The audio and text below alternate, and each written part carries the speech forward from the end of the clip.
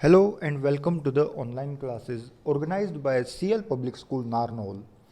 And today the date is 2nd June, Tuesday.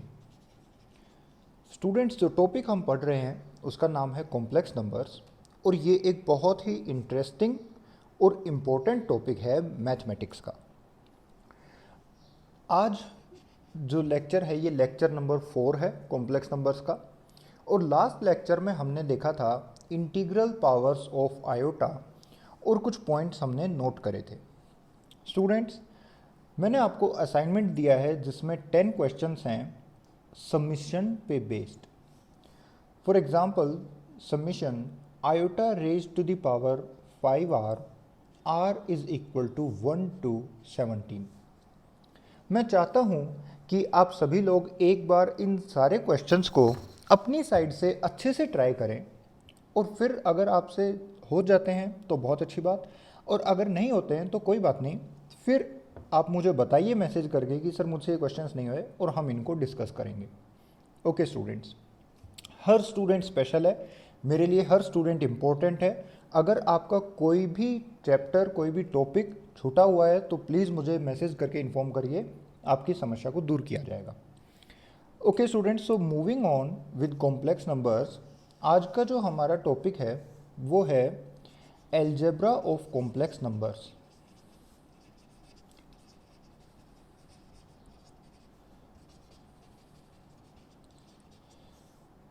Algebra में आते हैं plus, addition, subtraction, multiplication and division. तो सबसे पहले हम देखते हैं addition of complex numbers. Addition of complex numbers, suppose करिए हमारे पास एक कॉम्प्लेक्स नंबर है z1 that is equal to x1 plus iota y1, और एक दूसरा कॉम्प्लेक्स नंबर है z2 that is equal to x2 plus iota y2। अगर हमको z1 plus z2 find out करना है तो वो होगा x1 plus iota y1 plus x2 plus iota y2 and that is equal to x1 plus x2 plus iota common ले सकते हैं y1 प्लस y2। तो ये जो कॉम्प्लेक्स नंबर हमारे पास लिखा हुआ है जिसका रियल पार्ट है x1 प्लस x2 और कॉम्प्लेक्स पार्ट है इमेजिनरी पार्ट है y1 प्लस y2, ये लिखा हुआ है z1 प्लस z2। इसको बोल सकते हैं समथिंग कैपिटल Z। सो Z आ गया x1 plus x2 plus iota y1 plus y2। ये होता है एडिशन ऑफ कॉम्प्लेक्स नंबर, जो कि बिल्कुल हमारा नॉर्मल एडिशन के जैसा है, इसमें कोई भी नई बात नहीं है। ठीक है, अब आप यहाँ से ऑब्जर्व करिए कि अगर Z1 और Z2 को हमने ऐड किया तो एक नया कॉम्प्लेक्स नंबर आया। ठीक है, तो ये एक प्रॉपर्टी होती है कि अगर आप दो कॉम्प्लेक्स नंबर्स को ऐड करेंगे तो थर्ड क्वांटिटी भी एक कॉम्प्लेक्स नंबर आएगी। ऑलराइट, नेक्स्ट, आप चाहे Z1 plus Z2 find out करें या फिर Z2 plus Z1 find out करें, आंसर सेम ही आएगा, कोई प्रॉब्लम नहीं है। या फिर आप Z1 plus Z2 plus Z3, आप इसको चाहे किसी भी ऑर्डर में ऐड कर दीजिए, आंसर सेम ही आएगा। चाहो तो पहले Z1 प्लस Z2 कर दो, फिर उसमें Z3 ऐड करा दो, या फिर पहले इन दोनों को ऐड करा दो, उसमें Z2 ऐड करा दो। सो स्टूडेंट्स, ये है एसोसिएटिव प्रॉपर्टी। आप किन्हीं भी दोनों को एक साथ ऐड करा, एसोसिएटिव नहीं, एक्चुअली कम्यूटेटिव प्रॉपर्टी है, that is Z1 plus Z2 करो या फिर Z2 प्लस Z1 करो, बात एक ही है। ओके, पर आप ऐसा देख सकते हैं कि Z1 plus Z2 plus Z3 अगर तीन कॉम्प्लेक्स नंबर्स भी हैं तो उसको भी आप किसी भी ऑर्डर में ऐड करा सकते हैं, कोई भी प्रॉब्लम नहीं आएगी। दूसरी चीज़ ये कि एक क्वांटिटी होती है, उसको हम डिफाइन करते हैं बाय एडिटिव इन्वर्स।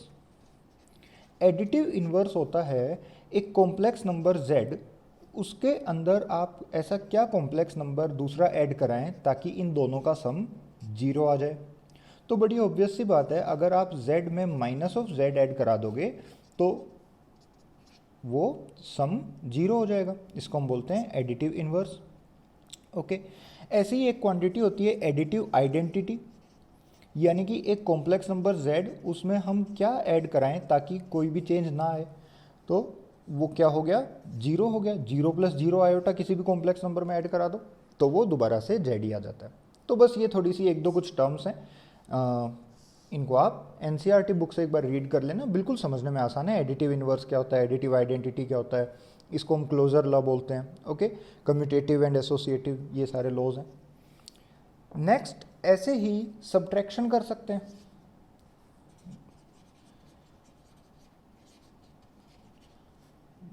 अगर z1 एक कॉम्प्लेक्स नंबर है x1 प्लस आयोटा y1 और z2 एक दूसरा कॉम्प्लेक्स नंबर है x2 प्लस आयोटा y2, तो बड़ी ऑब्वियस सी बात है, अगर z1 माइनस z2 हमको फाइंड आउट करना है तो उसमें कोई भी प्रॉब्लम नहीं आएगी। That will be equal to x1 minus x2 plus iota y1 minus y2। ठीक है, ओके स्टूडेंट्स, बिल्कुल सिंपल है ये, इसमें कोई प्रॉब्लम नहीं है। थर्ड देखिए, multiplication of a complex number with a scalar. Suppose k हमारे पास एक रियल नंबर है, k एक स्केलर नंबर है, ओके, और कॉम्प्लेक्स नंबर एक लेते हैं z is equal to x plus iota y। Now if we wish to find out what will be the value of k times z, तो वो होगी k multiplied by x plus iota y, that is equal to kx plus iota ky। ये भी बिल्कुल simple property है। तो आप इसमें सब्ट्रैक्शन में ऐसा बोल सकते हैं कि एक ढंग से ये एडिशन ही है जिसमें हमने z2 को -1 एक स्केलर नंबर से मल्टीप्लाई करा दिया। ओके स्टूडेंट, ये इनमें कोई भी ऐसी खास बात है नहीं जानने के लिए, बिल्कुल सिंपल पॉइंट्स हैं ये। एक्चुअली आप इसको ऐसा करना कि यहाँ पर एक नोट डाल देना, नोट, और उसमें 1 2 3 4 बिल्कुल ऐसे छोटे छोटे पॉइंट्स करके ये सारे एक पेज में ही आ जाएं, ऐसे लिखना। फोर्थ पॉइंट देखिए, multiplication of two complex numbers. Multiplication of two complex numbers. Again suppose z1 is equal to x1 plus iota y1 and z2 is equal to x2 plus iota y2, then z1 multiplied by z2, ये कितना होगा x1 plus iota y1 multiplied by x2 plus iota y2। अगर आपको पढ़ाया हुआ सारा समझ में आ रहा है और वीडियो लग रहा है कि बिल्कुल स्लो चल रही है, तो आप इस वीडियो को 1.25 स्पीड या फिर 1.5 स्पीड में भी प्ले करके देख सकते हैं, जिससे आपका टाइम सेव हो जाएगा। So that is equal to x1 x2 minus y1 y2 plus iota x1 y2 plus x2 y1। Okay students, so दो कॉम्प्लेक्स नंबर्स को हमने मल्टीप्लाई कराया तो वो भी एक थर्ड कॉम्प्लेक्स नंबर आ रहा है, नो डाउट। और मल्टीप्लिकेशन हमने कैसे किया, एक बार x1 को मल्टीप्लाई किया x2 प्लस आयोटा y2 से, प्लस आयोटा y1 को मल्टीप्लाई कराया x2 प्लस आयोटा y2 से। तो x1 x2 लिखा हुआ है, x1 y2 आयोटा, तो आयोटा कॉमन ले लिया, x1 y2 plus x2 y1, iota again common आ गया, plus iota square y1 y2, iota square की वैल्यू हो गई -1, तो यहाँ पे आ गया x1 x2 minus y1 y2 plus iota x1 y2 plus x2 y1। Okay students, so ये है हमारे पास multiplication of two complex numbers. इसको भी इसमें भी सारी वो एडिशन वाली बातें आती हैं। Closure law, that z1 multiplied by z2 करने से कॉम्प्लेक्स नंबर आया। Commutative law, that z1 into z2 find out करो या फिर z2 into z1 find out करो, आंसर सेम ही आता है। एक इसमें ये भी है distributive law, z1 times z2 plus z3 that is equal to z1 z2 plus z1 z3। ठीक है, इसको बोलते हैं हम डिस्ट्रीब्यूटिव लॉ। अगर z2 प्लस z3 लिखा हुआ है, उसके साथ z1 को आपने मल्टीप्लाई कराया, तो चाहो तो पहले एडिशन कर दो, बाद में मल्टीप्लिकेशन कर दो, या फिर दोनों को अलग अलग मल्टीप्लाई करा के और फाइनल रिजल्ट को ऐड कर दीजिए, ये रहता है। अब देखिए इसमें एक इंपॉर्टेंट टर्म आती है मल्टीप्लिकेटिव इनवर्स। मल्टीप्लिकेटिव इनवर्स यानी कि एक कॉम्प्लेक्स नंबर, इसको हम किस नंबर से मल्टीप्लाई कराएं ताकि आंसर हमारा 1 के इक्वल आ जाए। तो ये वाला जो कॉम्प्लेक्स नंबर होगा, multiplicative inverse of z is 1/z। अगर z एक नॉन जीरो नंबर है तो आप उसको अगर 1/z से मल्टीप्लाई कराओगे तो आंसर 1 आ जाएगा। यानी कि अगर एक कॉम्प्लेक्स नंबर दिया हुआ है z, तो उसका मल्टीप्लिकेटिव इनवर्स आएगा 1/z। ओके, और मल्टीप्लिकेटिव आइडेंटिटी भी एक चीज़ होती है, मल्टीप्लिकेटिव आइडेंटिटी। ये भी एक टर्म होती है, यानी कि एक कॉम्प्लेक्स नंबर z, इसको हम किस क्वांटिटी से मल्टीप्लाई कराएं और कोई चेंज ना आए, दोबारा से z ही आ जाए, इस नंबर को हम बोलते हैं multiplicative identity of this complex number z। और मल्टीप्लिकेटिव आइडेंटिटी होती है 1 प्लस 0 आयोटा। एक कॉम्प्लेक्स नंबर z है, उसको अगर आप 1 से मल्टीप्लाई कराओगे तो बड़ी ऑब्वियस सी बात है, बड़ी सिंपल सी बात है कि दोबारा से z आ जाएगा। तो स्टूडेंट्स, कई बार एग्जाम में पूछता है what will be the multiplicative inverse of the following complex number. आपको एक कॉम्प्लेक्स नंबर दिया गया 1 प्लस आयोटा, इसका आपको मल्टीप्लिकेटिव इनवर्स फाइंड आउट करना है। तो इसका मल्टीप्लिकेटिव इनवर्स हो जाएगा 1/1 प्लस आयोटा। सपोज एक कॉम्प्लेक्स नंबर दिया गया 2 प्लस 3 आयोटा और पूछता है आपसे इसका मल्टीप्लिकेटिव आइडेंटिटी क्या होगी। ये मल्टीप्लिकेटिव इनवर्स था, पूछता है मल्टीप्लिकेटिव आइडेंटिटी क्या होगी, तो इसकी मल्टीप्लिकेटिव आइडेंटिटी होगी 1। आप अगर इस कॉम्प्लेक्स नंबर को 1 से मल्टीप्लाई करा दोगे तो दोबारा से यही नंबर आ जाएगा, कोई चेंज नहीं आएगा। ठीक है स्टूडेंट्स, फिर अलजेब्रा में एक लास्ट पॉइंट डिस्कस करते हैं, division of complex numbers. z1 divided by z2।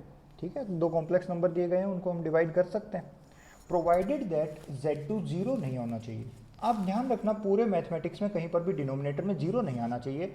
बस लिमिट्स वाले चैप्टर में हम डिनोमिनेटर में जीरो को डिस्कस करते हैं, और वो भी लिमिटिंग केस में, एग्जैक्ट जीरो नहीं होता। डिनोमिनेटर में कभी भी जीरो नहीं आना चाहिए। Okay, so z2 is not equal to zero. Okay students, this is the division of complex numbers, और ये भी हम कर सकते हैं, अलजेब्रा में पॉइंट है। ठीक है, ओके। अब इसके बाद यहाँ से हमारा एक सही मायने में प्रॉपर थ्योरेटिकल पॉइंट स्टार्ट होता है, that is conjugate of a complex number. Conjugate of a complex number. Conjugate होता है z बार। कोई एक कॉम्प्लेक्स नंबर अगर z दिया गया हुआ है आपको, z is equal to X plus iota Y, तो इसके कॉन्जुगेट को हम डिनोट करते हैं z बार से। ये ऊपर छोटी सी लाइन लगी है, इसको बोलते हैं बार, और ये होता है x प्लस आयोटा वाई, पूरे के ऊपर बार लगा दो और आयोटा को माइनस आयोटा से रिप्लेस कर दो। आई रिपीट, आयोटा को माइनस आयोटा से रिप्लेस कर दो। जहां जहां आयोटा दिखाई दे रहा है वहां पर आप माइनस आयोटा लगा दो। That will be the conjugate of the complex number z। तो अगर z एक कॉम्प्लेक्स नंबर दिया हुआ है x प्लस आयोटा वाई, तो कॉन्जुगेट को डिनोट करते हैं इस बार से, और इसकी वैल्यू आती है, अगर x plus iota Y z है तो z बार हो जाएगा x माइनस आयोटा वाई। ठीक है स्टूडेंट्स, बड़ा ही सिंपल सा है। इसकी कुछ प्रॉपर्टीज देख लेते हैं, properties of conjugate.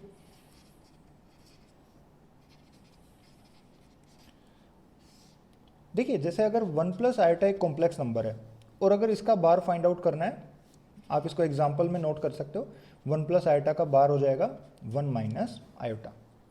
Now properties of conjugate. First property देखिए, अगर एक कॉम्प्लेक्स नंबर के ऊपर बार लगाया और दोबारा से उसके ऊपर बार लगा दिया, तो दोबारा से वही कॉम्प्लेक्स नंबर आ जाएगा जो हमारा स्टार्टिंग में था, दैट इज z बार, और पूरे पर बार लगा दिया तो z आ जाएगा। सेकंड प्रॉपर्टी, अगर z1 प्लस z2 लिखा हुआ है और इस पूरे के ऊपर अगर हमने बार लगा दिया, तो चाहो तो पहले एडिशन करके बाद में कॉन्जुगेट ले लो, या फिर पहले ही कॉन्जुगेट लेकर उनमें एडिशन कर दो। थर्ड प्रॉपर्टी ऐसे ही सब्ट्रैक्शन में भी वैलिड होता है, z1 माइनस z2 पूरे पे बार लगाया, that is equal to z1 bar minus z2 bar.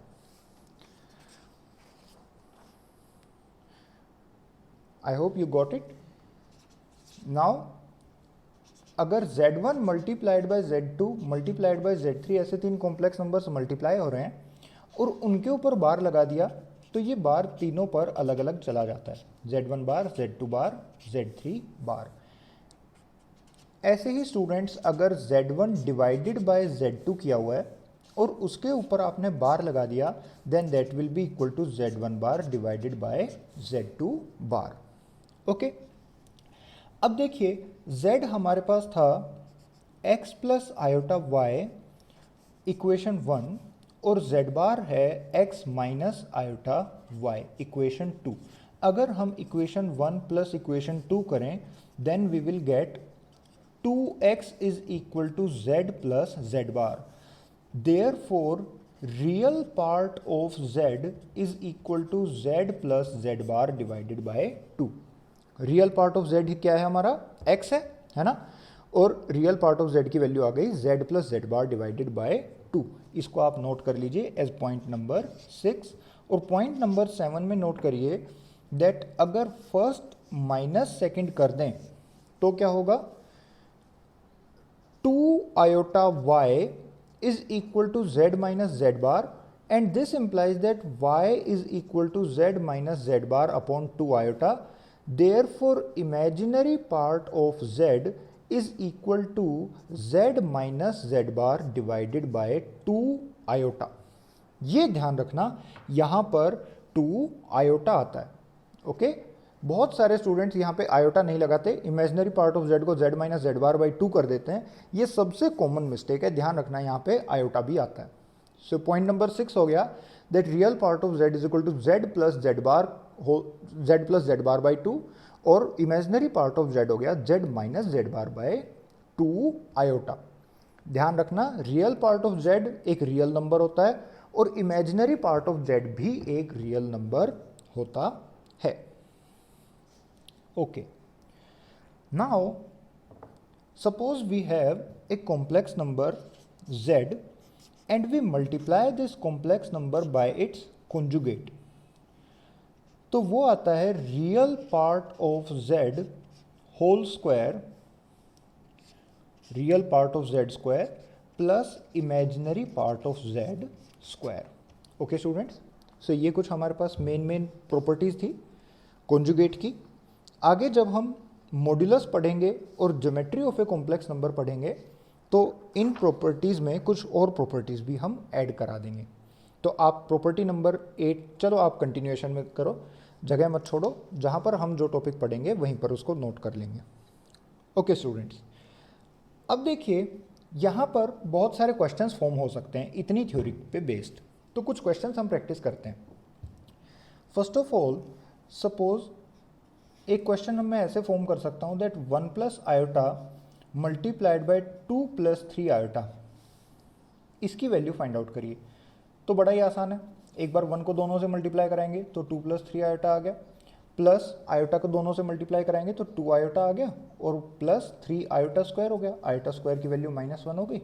So 2 plus 5 iota -3 that is equal to -1 plus 5 iota. Simple सा एक क्वेश्चन ऐसे फॉर्म हो सकता है। सेकंड, एक क्वेश्चन ऐसे फॉर्म हो सकता है that 1 minus 2 iota multiplied bye 5 minus 6 iota multiplied by 1 plus iota, और आपसे बोल सकता है वो कि आप इसको a प्लस आयोटा b के फॉर्मेट में लिखिए। तो a प्लस आयोटा b के फॉर्मेट में लिखने का मतलब है बस आप इसको मल्टीप्लाई कराइए। तो आप किन्हीं भी दो नंबर्स को पहले मल्टीप्लाई करा सकते हैं, बाद में उसके साथ थर्ड नंबर को मल्टीप्लाई करा सकते हैं। तो चलिए हम बिल्कुल सिंपलेस्ट तरीके से चलते हैं। सॉल्यूशन, पहले 1 को दोनों से मल्टीप्लाई कराया 5 माइनस 6 आयोटा, फिर -2 आयोटा को दोनों से मल्टीप्लाई कराया -10 iota, -12 into 1 plus iota. So ये बन गया 5 minus 12 -7 -16 iota multiplied by 1 plus iota, and that is equal to -7 -16 iota -7 iota plus 16। एक बार 1 को दोनों से मल्टीप्लाई कराया, एक बार आयोटा को दोनों से मल्टीप्लाई कराया। सो -7 प्लस 16 तो 9 बन गया, और यहाँ पर बन गया -23 iota. Okay, so a plus iota b के फॉर्मेट में लिखाना था तो हमने लिख दिया, कोई प्रॉब्लम नहीं है, ठीक है। थर्ड क्वेश्चन आपसे ऐसे पूछ सकता है that z is a complex number 1 plus iota, find z bar.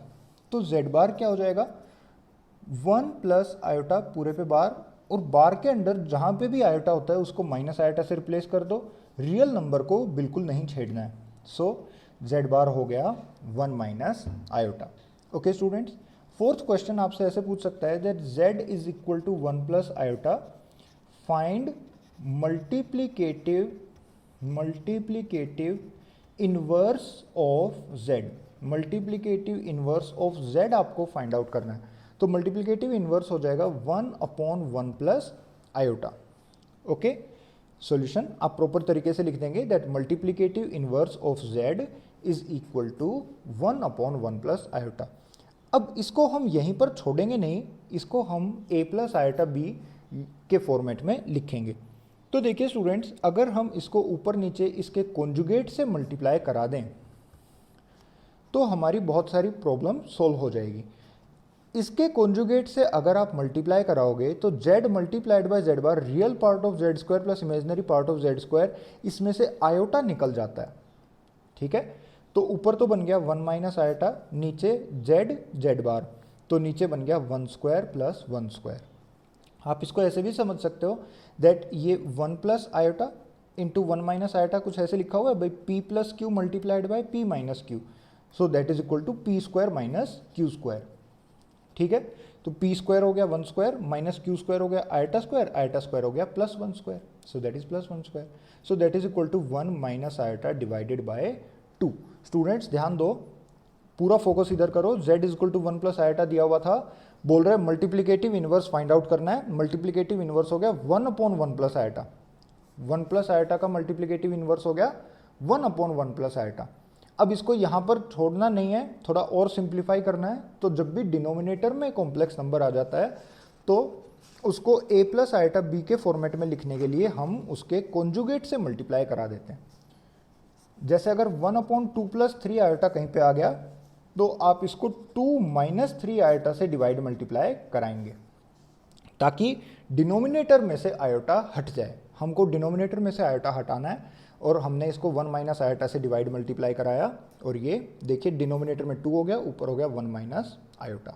Okay, तो जैसे अगर 2 प्लस 3 आयोटा का मल्टीप्लिकेटिव इन्वर्स फाइंड आउट करना है तो हो जाएगा 1/2 प्लस 3 आयोटा, और इसको सॉल्व करेंगे, ऊपर हो गया 2 माइनस 3 आयोटा, नीचे हो गया 2 square plus 3 square, that is equal to 2 minus 3 iota divided by 4 plus 9 13। ठीक है स्टूडेंट्स, तो क्वेश्चन ऐसे भी फॉर्म किया जा सकता है। अब देखिए क्वेश्चन का साइज थोड़ा और भी बड़ा कर सकते हैं। जैसे सपोज करिए √2 plus iota multiplied by 1 minus iota multiplied bye 2 iota divided by 4 iota, 4 iota की बजाय ले लो 4 आयोटा प्लस 1 और मल्टीप्लाइड बाय -1।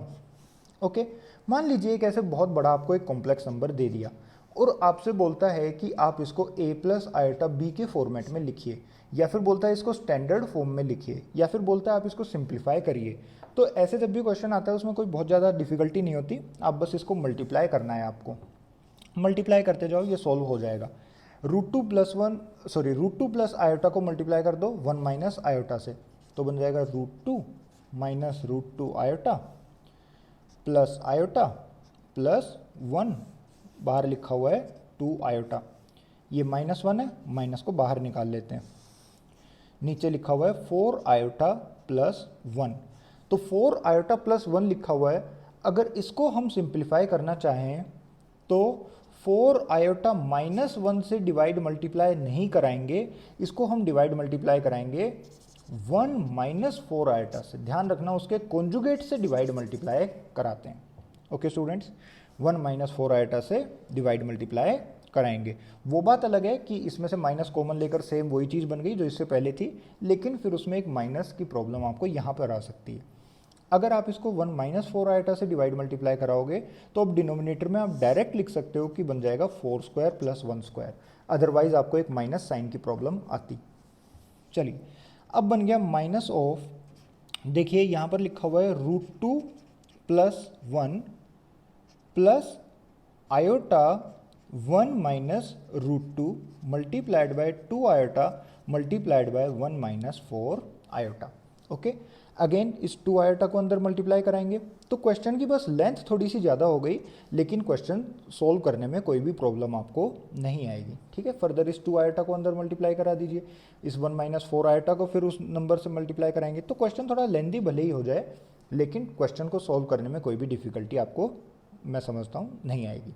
ठीक है स्टूडेंट्स, तो इस क्वेश्चन को आप करना, अब आपकी एनसीईआरटी की एक्सरसाइज हो जाएगी आपसे, उसको भी ट्राई करना। एक चीज़ और देखिए, कई बार ऐसे बोलता है एग्जामिनर सपोज z आपको एक कॉम्प्लेक्स नंबर दे दिया 4 + 5 आयोटा डिवाइडेड बाई 7 - 6 आयोटा और बोलता है कि z बार फाइंड आउट करिए। सो z बार क्या होगा 4 + 5 आयोटा डिवाइडेड बाई 7 - 6 आयोटा, पूरे पर बार है, बार के नीचे जितने भी आयोटा हैं सबको माइनस आयोटा से रिप्लेस कर दो। सो 4 - 5 आयोटा डिवाइडेड बाई 7 + 6 आयोटा, ये हो गया z बार। ठीक है, लेकिन इसको आप यहाँ पर ही छोड़ोगे नहीं, इसको आगे फर्दर भी सिंप्लीफाई करोगे। 7 - 6 आयोटा से ऊपर नीचे डिवाइड मल्टीप्लाई कर दो और आगे फर्दर सिंप्लीफाई करो। ठीक है स्टूडेंट्स, इसकी बजाय आप अगर ऐसा करते कि स्टार्टिंग में ही पहले ही इसको सिंप्लीफाई कर दें, 7 + 6 आयोटा से डिवाइड मल्टीप्लाई करा दें ऊपर नीचे और इसको सिंप्लीफाई करके हम a + आयोटा b के फॉर्मेट में लिख लें और फिर z बार फाइंड आउट करना है तो वो हो जाएगा a - आयोटा b। तो आप वैसे भी कर सकते थे, कोई प्रॉब्लम नहीं है, दोनों तरीकों से आप जा सकते हो। आप चाहो तो पहले ही उसके ऊपर बार लगा दो और फिर सिंप्लीफाई कर लो, या फिर पहले सिंप्लीफाई करा दो लास्ट में बार लगा दो। ओके स्टूडेंट्स, तो ये ध्यान रखना है आपको, इस तरह से इसमें क्वेश्चन फॉर्म हो सकते हैं फर्दर। जैसे अगर आपसे बोले कि भाई z एक कॉम्प्लेक्स नंबर दिया हुआ है 2 - 6 iota multiplied bye 4 iota divided bye 1 - 3 iota, find multiplicative inverse of z bar. z बार का आपको मल्टीप्लिकेटिव इनवर्स फाइंड आउट करना है। ठीक है, तो देखिए आप चाहो तो यहाँ पर ही z को सिंप्लीफाई करके a + आयोटा b के फॉर्मेट में लिख लो और फिर इसका मल्टीप्लिकेटिव इनवर्स हो जाएगा, फिर इसका बार लेना है और बार का मल्टीप्लिकेटिव इनवर्स होना है तो वो हो जाएगा 1/a - आयोटा b। लेकिन इसकी बजाय आप डायरेक्ट लिख सकते हो भाई z बार हो जाएगा 2 + 6 iota multiplied bye -4 iota divided bye 1 + 3 iota, और अब इसका मल्टीप्लिकेटिव इनवर्स हो जाएगा 1 + 3 iota divided by 2 + 6 iota divided bye, इधर हो गया -4 आयोटा। ठीक है, और बस अब आपको इसको सिंप्लीफाई करना है। ठीक है, तो मेरे ख्याल से ये वाली अप्रोच है कि पहले ही आप z बार फाइंड आउट कर लो और उसका जो भी करना है वो कर लो और फिर लास्ट में सिंप्लीफाई कर लो, वो अप्रोच मेरे ख्याल से ज़्यादा बेटर है, क्योंकि इसमें आप पहले इसको सिंप्लीफाई करोगे, फिर बार लिया, फिर उसको दोबारा से सिंप्लीफाई करोगे, तो 2 बार करना पड़ रहा है। इसमें एक ही बार में आपका सारा काम हो जाएगा और गलती होने के चांसेस बिल्कुल कम है। सो स्टूडेंट्स, आज की क्लास में बस इतना ही। अब नेक्स्ट क्लास में हम पढ़ेंगे modulus of a complex number and argument of a complex number. यहाँ से ही सही मायने में अच्छे क्वेश्चन स्टार्ट होते हैं और बेसिकली इन दोनों को पढ़ने के लिए हम डिस्कस करेंगे geometry of a complex number. Geometry of a complex number actually ये होता है कि z अगर आपके पास एक कॉम्प्लेक्स नंबर लिखा हुआ है x1 + आयोटा y1, z1 एक कॉम्प्लेक्स नंबर है x1 + आयोटा y1, तो आप इसको ऑर्डर्ड पेयर की तरह लिख सकते हो x1, y1, और ऑर्डर्ड पेयर को आप कार्टेशियन कोऑर्डिनेट सिस्टम में एक पॉइंट से रिप्रेजेंट कर सकते हो। कोऑर्डिनेट ज्योमेट्री में आप इसको एक पॉइंट से रिप्रेजेंट कर सकते हो एक कार्टेशियन कोऑर्डिनेट प्लेन में। Okay students, so thank you so much for hearing me patiently. Please take down your notes very carefully and ask if you have any doubts. Thank you.